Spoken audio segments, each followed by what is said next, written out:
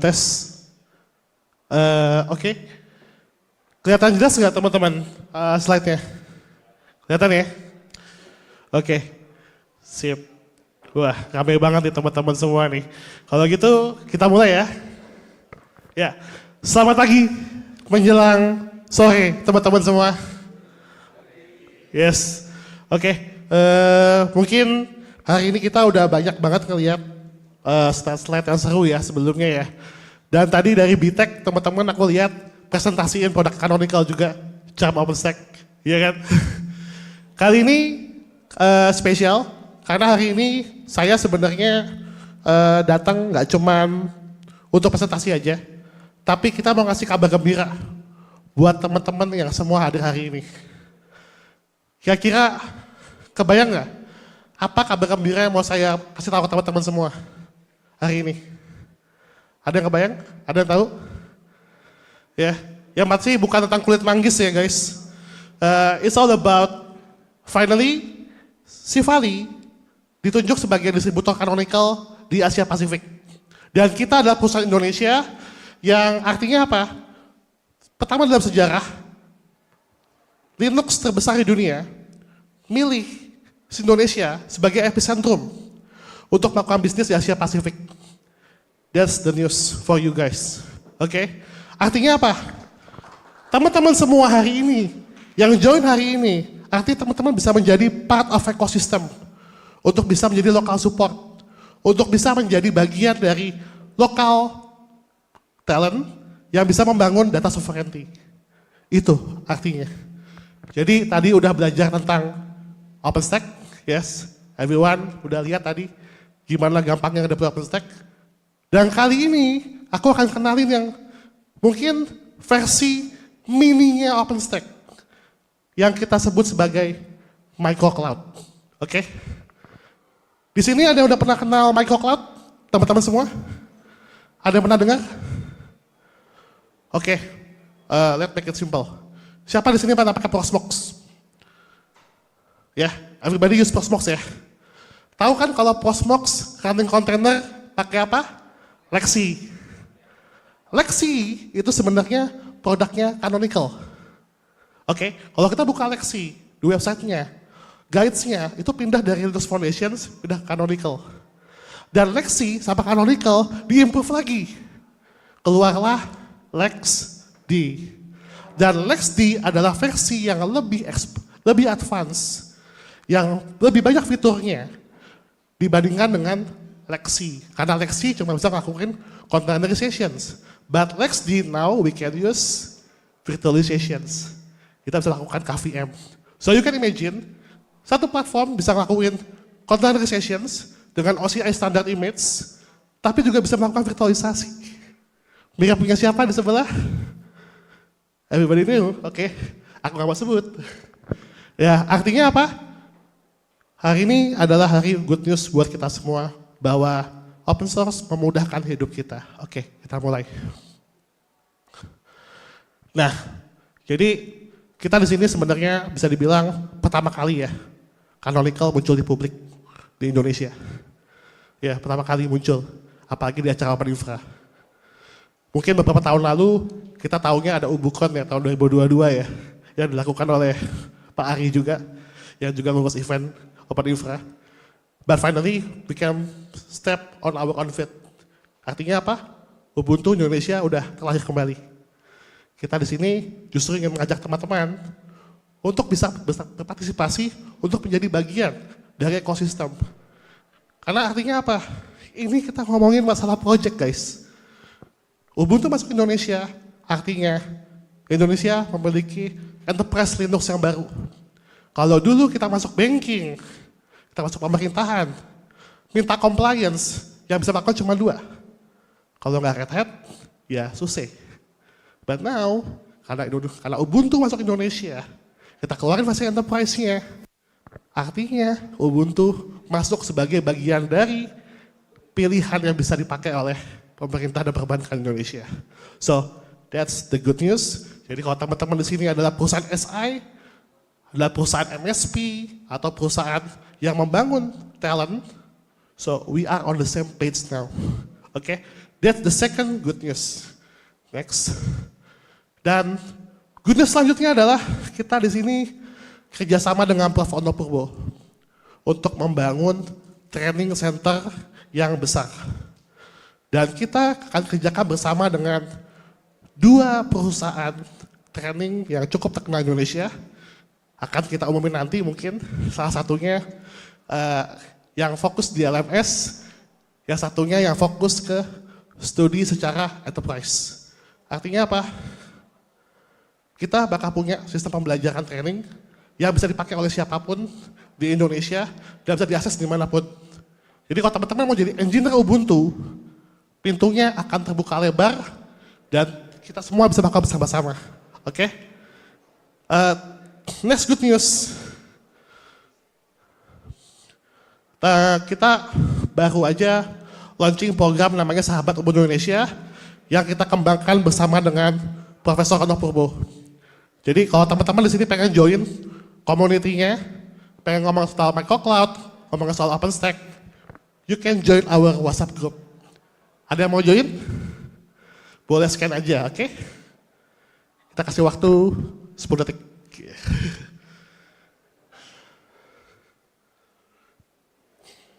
Ya, 10, 9, 8, 7, 6, 5, 4, 3, 2, 1. Oke, next. Nah, good news selanjutnya adalah ada peraturan dari Komdigi di mana seluruh aplikasi SPBE, sistem pelayanan publik bahasa elektronik, itu harus mengutamakan menggunakan kode sumber terbuka. Artinya apa? It's a new place for us untuk bisa serving our government, untuk mengembangkan aplikasi menggunakan skill-skill open source teman-teman. Ada yang jago MySQL, jago Postgres, jago Kafka. Itu semua adalah bagian dari ekosistem Ubuntu. Dan artinya apa? Jadi bisnis yang bagus dan besar buat kalian. Oke? Kebayang ya? Siapa di sini yang kuat di AI? Ada yang main AI di sini? Bukan ChatGPT ya? Ada yang main machine learning? Wis, ada. Ada yang suka bikin aplikasi SaaS buat pemerintah? Ada? SaaS, ada? Wah, banyak banget nih kayaknya nih. Oke? Dan kita coba explore di dalam ya tentang the good news selanjutnya. Next. Lah. Waduh. Tapi gue pakai MacBook guys, next. Oke. Jadi di sini kita mau kasih tahu, dengan open source kita bebas dari isu kayak itu. Ya, we are free from the proprietary technology yang ngebuat kita nggak bisa ngapa-ngapain kalau ada error. Tahu nggak kalau blue screen kayak gitu kita nggak bisa ngapain? Bisa cuma restart. Datanya hilang, yang tanggung jawab siapa? Nggak ada. Padahal bayarnya mahal loh. Ya. Nah, the big idea from this part adalah kita pengen ngajak teman-teman untuk sepenuhnya terjun ke dalam open source, gak cuma masalah infrastruktur. Tapi kita harus masuk dari semua sisi yang lebih real. Canonical di sini bisa dibilang perusahaan yang sudah very well funded dari tahun 2004. Ya, kita punya tim yang cukup besar dan finally Indonesia ada di sini untuk teman-teman. Next. Ya oke lah, ini sedikit cerita aja ya, kita akan make it fast karena kita akan go to the story. Intinya kita bisa bilang kalau Ubuntu itu ada di desktop, public cloud, private cloud, even di mana-mana Ubuntu itu ada. Artinya ini bukan barang yang susah untuk dipakai. Dan kita percaya bahwa pakai Ubuntu itu gratis guys, nggak bayar. Sampai detik ini Ubuntu gratis. Cuman kita baru ngeluarin namanya Ubuntu Pro tahun 2020. Mau tahu nggak kenapa kita keluarin Ubuntu Pro? Ada yang tahu? Ini karena kebijakan yang dilakukan oleh pemerintahan Eropa. Jadi Eropa tuh ngeluarin namanya GDPR di waktu itu. Di mana perlindungan data pribadi menjadi sesuatu yang penting. Artinya apa? Semua stack yang mendukung manajemen data, semuanya harus memiliki yang namanya compliance. Oke. Ditambah lagi adalah di Eropa mereka sangat tidak mau terikat dengan produk yang ada di luar negaranya. Makanya Ubuntu didorong supaya para cloud provider, para produk proprietary bisa dipakai di Eropa. Makanya AWS, Azure, Google, Nvidia, VMware, mereka semua endorse Ubuntu untuk keluarin versi Pro-nya. Dan tahun 2020 Anda tahu nggak itu momennya apa? Ada yang ingat nggak tahun 2020 terjadi apa? Yes, karena COVID. Jadi semua sektor harus go digital. Semua sektor harus go online. Makanya Canonical munculnya versi enterprise-nya. Walaupun terseok-seok, akhirnya tahun 2023 masuk Indonesia. Mungkin ceritanya begitu. Next. Ya mungkin kita nggak bisa memungkiri, hampir semua orang di sini pasti deploy Linux itu pakai Ubuntu. Iya nggak? Kebanyakan. Siapa di sini yang belajar dari SMA langsung jadi Red Hat? Ada nggak? Mungkin CentOS ya. Ya. Mungkin minimal CentOS, minimal Ubuntu. Ya. Yes, Fedora indeed. Atau mungkin ada yang baru belajar langsung Arch Linux. Ada? Yes. Kalau saya di sini dulu belajar dimulai dari ibunya, Debian. Ya, Debian ini one of the best, paling ringan. Tapi tetap kalau pengen yang plug and play, every driver can run, ya Ubuntu. Ya nggak? Oke. Nah, Ubuntu itu bisa running di desktop, server sama core. Apa artinya? Di PC bisa, di server juga bisa, dan di perangkat IoT itu juga bisa running. Nanti saya akan jelasin kenapa, apa hubungan sama cloud. Ya, next. Dan again, kalau kita ngomongin OpenStack, mostly deploy on top of Ubuntu. Itu udah pasti. Karena based on data, kalau buka openstack.org, analytics, pilihan utama para cloud provider untuk go digital, untuk jualan, pasti pakai Ubuntu. Biar apa? Biar harganya nggak mahal. Iya, agak saingnya. Jadi ini sedikit data. Next. Nah, mari kita masuk ke main course kita hari ini. Jadi Ubuntu itu sebenarnya bukan jualan OS. Oke?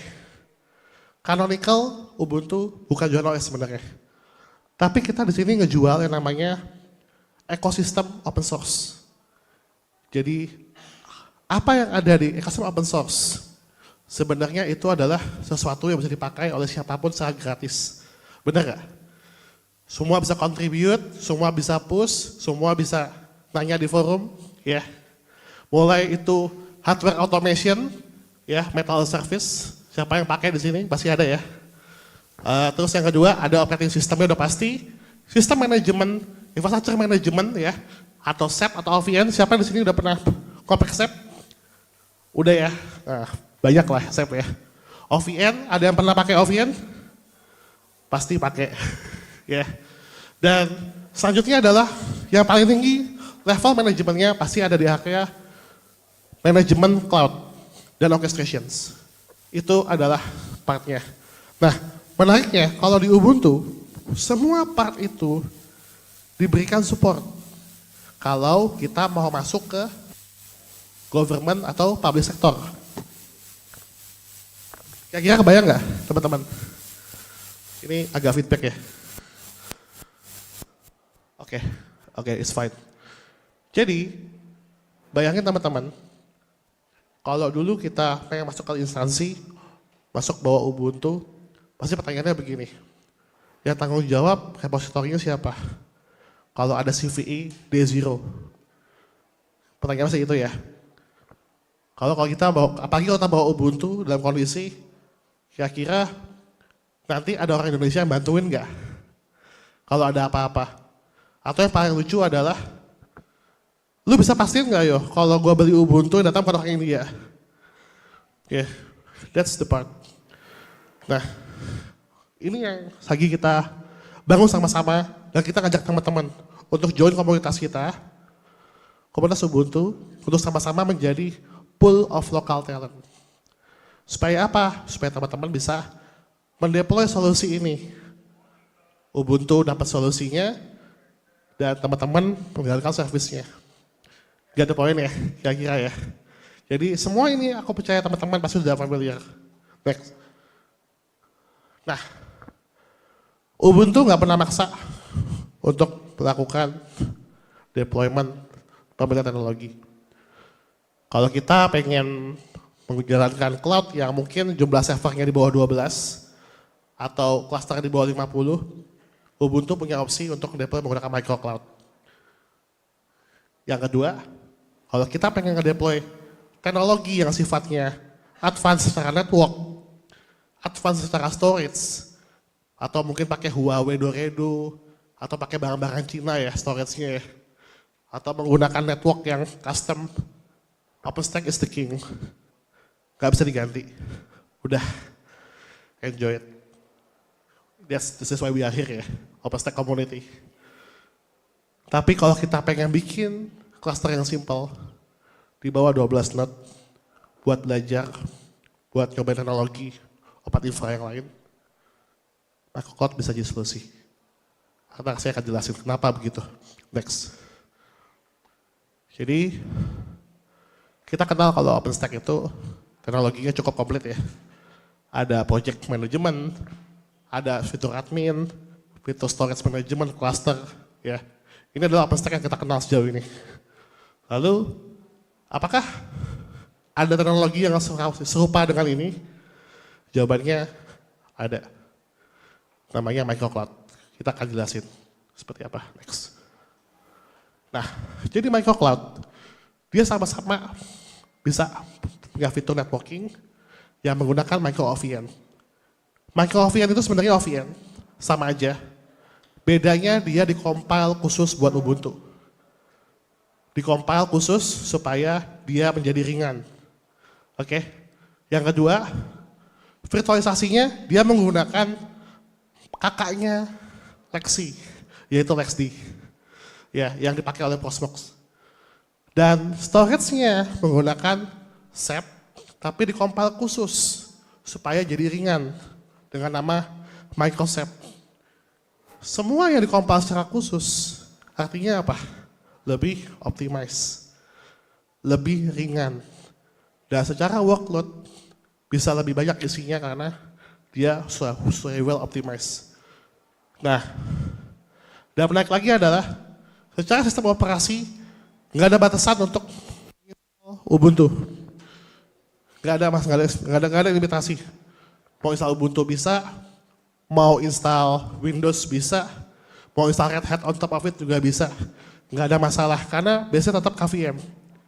Oke, jadi nggak ada bedanya. Next.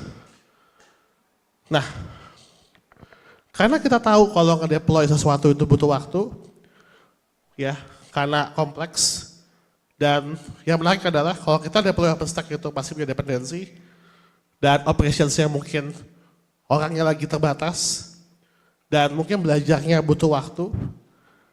Sembari kita mempersiapkan itu semua, sebenarnya ada jalan yang bisa kita temuin. Ya. Nah, ini adalah opsi ya teman-teman ya, untuk membuka kotak Pandora yang baru. Next. Nah, jadi microcloud sebenarnya solusi buat kita yang ingin pindah dari konsep central cloud menjadi decentralized cloud atau distributed cloud. Ada pernah dengar konsep decentralized cloud? Ada main blockchain? Ya. Pernah nggak sih teman-teman bayangin kalau Indonesia punya 33 provinsi dan data centernya itu ada di 33 provinsi? Kebayang nggak? Ya. Satu provinsi kena bom, yang lain nggak apa-apa. Kalau centralized cloud semua di Jakarta, Jakarta kena nuklir, se-Indonesia mati. Oke, ini topik saya di Dewan Ketahanan Nasional dulu. Jadi, maksudnya apa? Dengan decentralized cloud, kita buat kasta-kasta kecil setiap kota. Ketika ada kondisi militer, Indonesia masih bisa hidup. Secara teknologi masih jalan. Proses computing masih jalan. Indomaret setempat masih buka.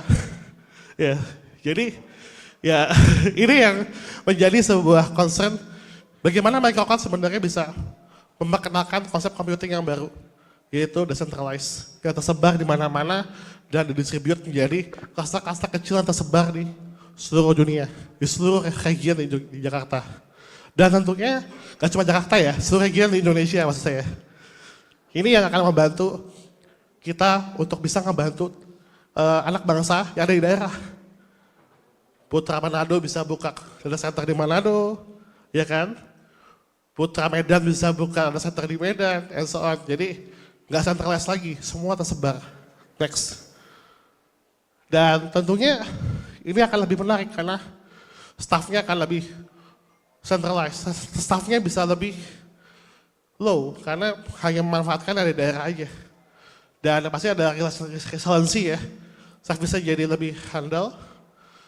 Dan ini akan ya menjadi berbagai macam requirement yang memang sebenarnya menarik untuk kita explore sama-sama.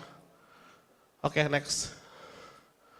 Makanya ini akan memecahkan banyak masalah.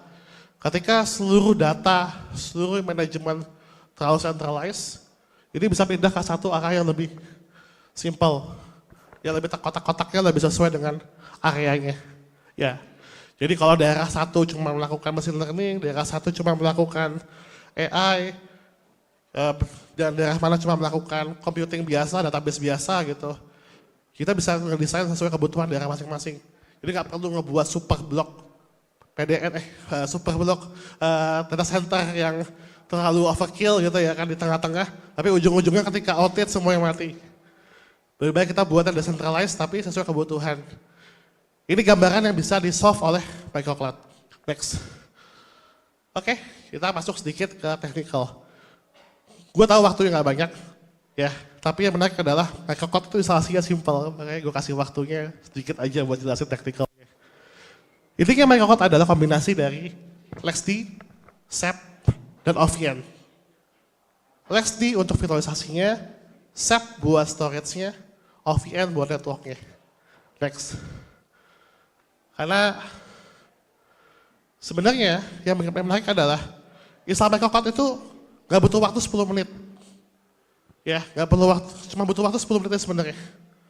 Selama networknya udah dikonfig, selama server udah kepasang, teman-teman melakukan yang namanya 3 command, yaitu snap install microcloud, terus microcloud init, terus microcloud join.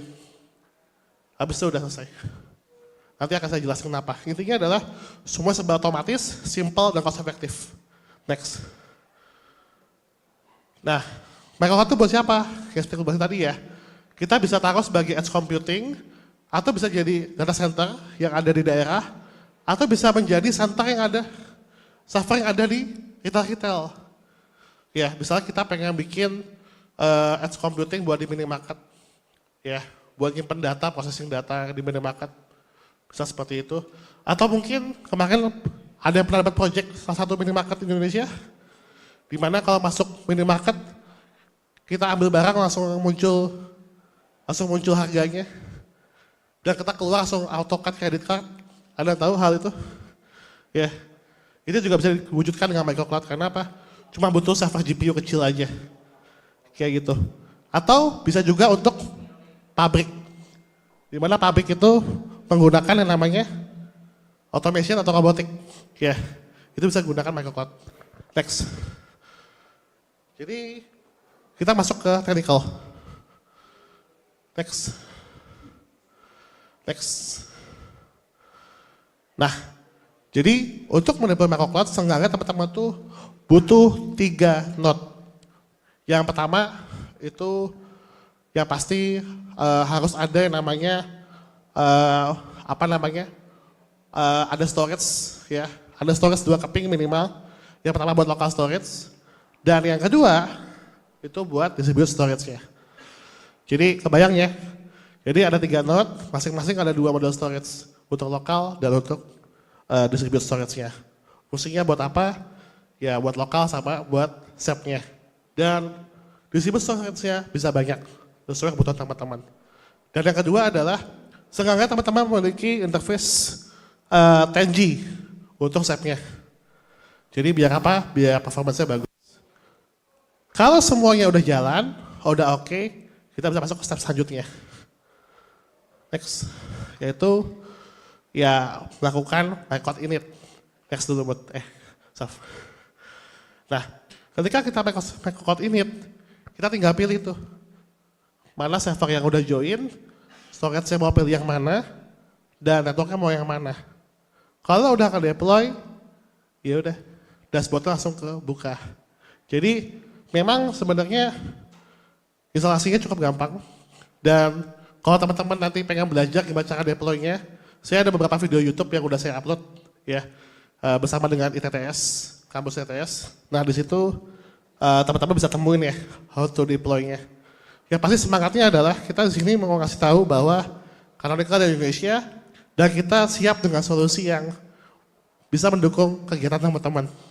Oke, next.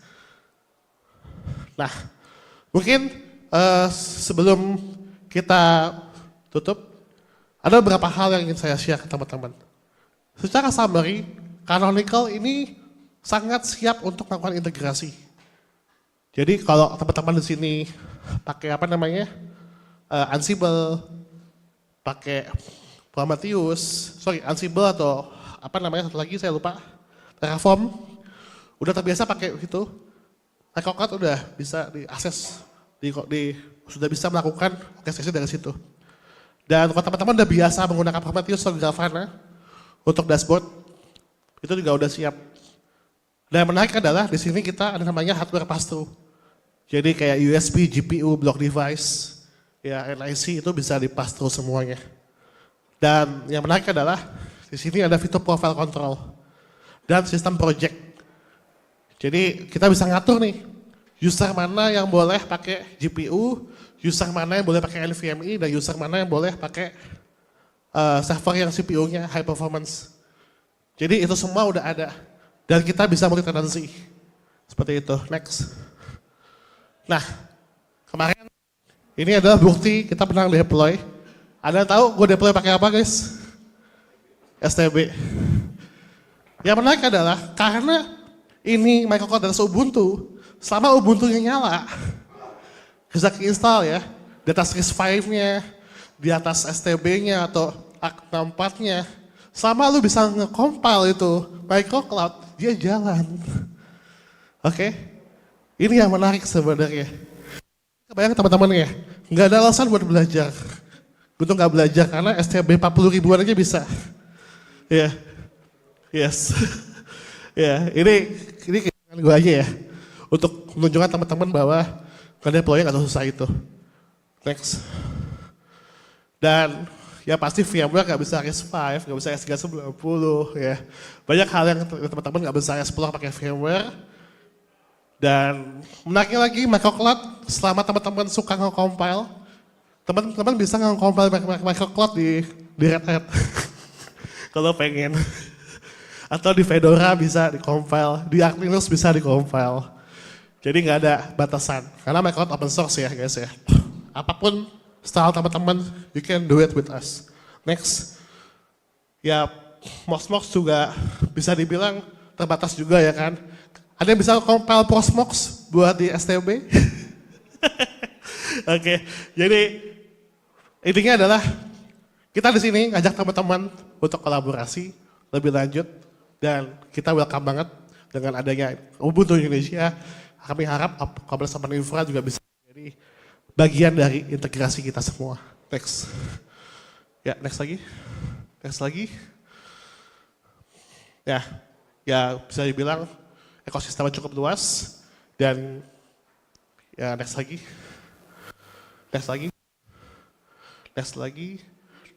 Ya, oke ini so many brand ya di belakang kita. Next. Langsung di akhir aja. Next. Belum ya? Nah itu dia. Ya sebenarnya materi gue harus 2 jam ya guys ya, 20 menit. Ya anyway, di sini kita ngajak teman-teman semua untuk bisa lebih dekat dengan kita dengan bergabung ke komunitas Sahabat Ubuntu Indonesia. Ayo kita kontribusi sama-sama, kita bangun ekosistem cloud yang lebih kuat dan mari kita wujudkan kedaulatan data di Indonesia. Ya, terima kasih teman-teman semua ya.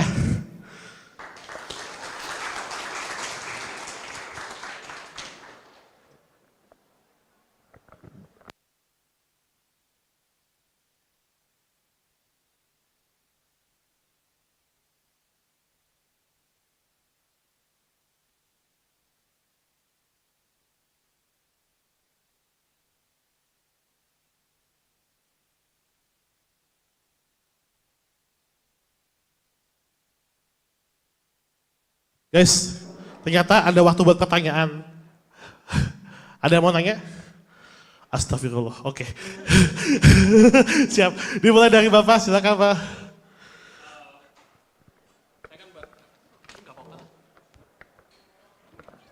Ya, kalau untuk micro cloud, kan tadi dibilang bahwa kita bisa belajar menggunakan micro cloud untuk mendeploy OpenStack versi minimal ya. Tapi di situ dibilang bahwa perlu tiga mesin. Apakah itu bare metal atau kita bisa running on top of KVM untuk micro cloud-nya? Karena ya masih belajar, mungkin infanya masih. Oke, install microcloud sebenarnya bisa atas VM. Kita pernah dapat customer atau partner yang belajar deploy di atas VMware atau di atas OpenStack. Mereka akan deploy 4 VM, ya. Dan so far, secara progress itu bisa dilakukan. Karena microcloud itu ringan banget Pak. RAM 2 GB aja bisa jalan. Jadi kalau kita punya 4 mesin RAM 2 GB, itu bisa jadi HCI. Ya, so far kebayang Pak ya. Oke. Jawab Pak? Ya, oke. Next, ada yang mau tanya? Ya, tunggu Pak. Aduh Pak, aduh. Ditanya langsung expertnya. Oke. Kalau di micro cloud itu ada multi attach-nya nggak sih Mas? Jadi satu disk tuh bisa dipakai 2 VM gitu. Kalau di micro cloud gimana? Oke, itu terima kasih. Ya, oke. Jadi kalau kita ngomongin micro cloud, sebenarnya micro cloud itu single disk multi attach ya. Sebenarnya itu bisa dilakukan selama menggunakan yang namanya teknologi yang masih connect sama LSD. LSD itu bisa melakukan yang namanya direction sharing, directory sharing bisa dilakuin. Itu bisa dilakukan untuk apa? Kalau storage-nya SKC atau fiber connected. Bisa seperti itu tapi terbatas. Performance-nya nggak begitu bagus. Tapi kalau performance-nya bagus, kita udah ada interkoneksi sama yang namanya Dell PowerFlex atau Pure Storage. Jadi satu NAS untuk semuanya. Itu bisa lakukan hal seperti itu Pak. Kira-kira kebayang nggak sih? Ya, jadi bisa aja sebenarnya ngelakuin tapi performance issue. Tapi kalau performance-nya bagus, seenggak-enggaknya kita tunggu sampai driver ready. So far drivernya microcloud tuh nggak sebanyak OpenStack. Nggak sebanyak Cinder driver. Ya, tapi yang udah ready saat ini udah PowerFlex sama Pure Storage. Mungkin begitu kalau dari saya jawabannya. Ya, gimana ya? Mungkin satu lagi. Ada pertanyaan? Wes, ya boleh Pak, monggo Pak.